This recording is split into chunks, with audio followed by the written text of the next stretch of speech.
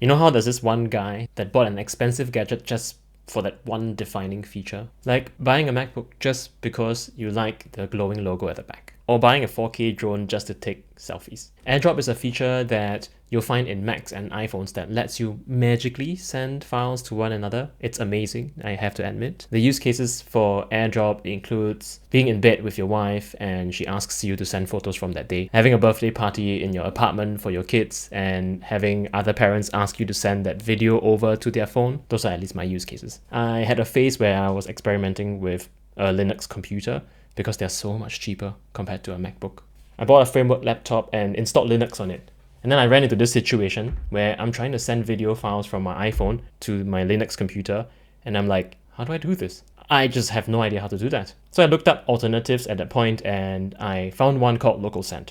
It turns out it's an open source software which is designed to be multi-platform and is completely free to use. It lets you send files across devices regardless of platform, and I used it to send files from my iPhone to my framework laptop running Linux, and to send files from my wife's Android device to her MacBook, and it works buttery smooth. I do think there's a lot of other reasons to buy Apple devices, to be completely honest. I already stopped using my framework laptop and in the end still bought a Mac laptop instead, but that's mainly down to user experience. Overall, Macs are just better designed in terms of user experience because, well, they pay top dollar for designers to make sure that that's true. But again, the downside is that Apple devices are extremely expensive. So LocalSend works really well as an alternative that is completely free. There are, however, some subtle differences in the way each of these technologies work. But trust me, you do not need to pay for Apple devices if the only reason you're going for Apple is because of AirDrop. Let's talk about the technical differences. AirDrop works using Bluetooth to discover other devices that are nearby. It broadcasts your phone as in the network, and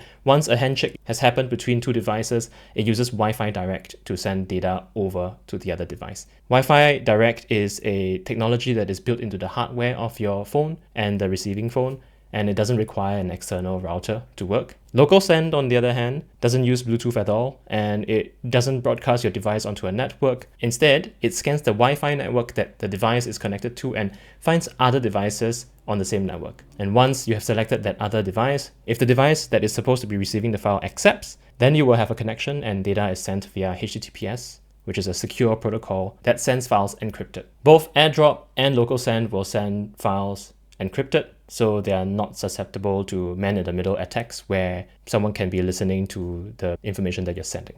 You might automatically assume that you can't use LocalSend to send files to other devices if you're out on the go.